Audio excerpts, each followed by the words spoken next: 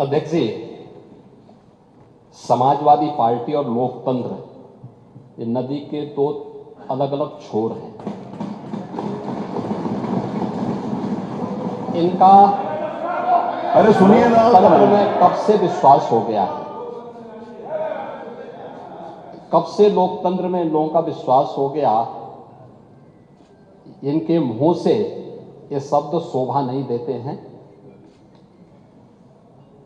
स्वाभाविक रूप से संभल में जो नंग तांडव इन्होंने समाजवादी पार्टी सरकार के समय किया था, आज जब वहां पर उसका शुद्धिकरण का अभियान चल रहा है, तो अगर आपको हवन डालना है तब तो ठीक बात है, लेकिन अनावश्यक रूप से हर एक जगह न्यूसेंस क्रिएट करना, अपनी नकारात्मकता से उस क्षेत्र के विकास को अवरुद्ध करना, संभल हो, बहराइच हो या गोरखपुर, ये समाजवादी पार्टी हर जगह यही करती है। गोरखपुर के विरासत गलियारे के बारे में पांडे जी आप इतने वरिष्ठ हैं,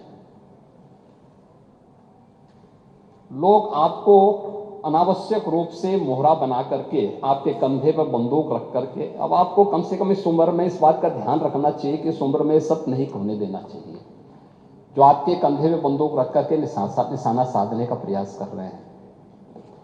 आपके 3 दिन पहले मैं स्वयं उस विरासत गलियारे का दौरा किया था, मालूम है ना। मैं एक व्यापारी से बात किया था और बातचीत करके, वो गोरखपुर के सबसे पुरानी मंडी है, आप तो गोरखपुर में पढ़े भी हैं, और सबसे पुराना बाजार है, लेकिन कंजेशन होने के नाते, अवैध कब्जा होने के नाते वहां पर उस कंजेशन को दूर करके आज सड़क बनाई जा रही है। आप लोगों ने अपने समय में तो कुछ किया नहीं। वहां के मासूम बच्चे दम तोड़ते थे बीमारी से, इंसेफ्लाइटिस से 700 से लेकर 1500 बच्चों की प्रतिवर्ष मौत होती थी। आपकी विधानसभा के भी और सिद्धार्थनगर जनपद के भी सैकड़ों बच्चे मरते थे। कभी आप लोग कुछ नहीं किए, विकास के लिए आप लोग कुछ नहीं किए। अपने समय में विकास का आपका कोई एजेंडा नहीं था। और अगर भारतीय जनता पार्टी की सरकार, एनडीए की ये सरकार विकास कराना चाहती है, तो आपको इसमें भी बुरा लगता है।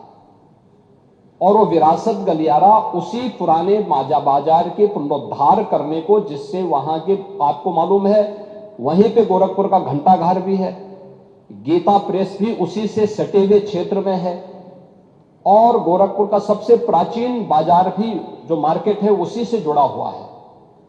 उस मार्ग को बनाने के लिए और एक एक व्यक्ति, एक एक व्यापारी को कंपनसेशन देने के बाद 3 दिन पहले मैंने स्वयं उस क्षेत्र का दौरा करने की बात की थी।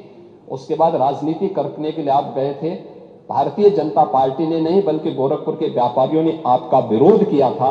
क्योंकि विरोध इसलिए भी किया था क्योंकि केवल वहीं का व्यापारी नहीं, प्रदेश भर के व्यापारी में समाजवादी पार्टी की चारों सरकारों के समय में जो भय और दहशत था, जो उनसे गुंडा टैक्स वसूली किया जाता था, उसके कारण व्यापारियों में आपके प्रति जो आक्रोश है, बार बार उसका खामियाजा समाजवादी पार्टी को भुगतना पड़ा था। और व्यापारी इसी बात को लेकर आशंकित थे कि उनके विकास के लिए कोई कार्य हो रहा है, उसमें फिर विघ्न बाधा पैदा करने के लिए आप गए होंगे। और व्यापारियों ने इस चीज का विरोध किया था कि भाई आप वहां बिना बुलाए मेहमान आकर के टपक पड़े हैं, विघ्न बाधा पैदा कर रहे हैं, ये नहीं होना चाहिए।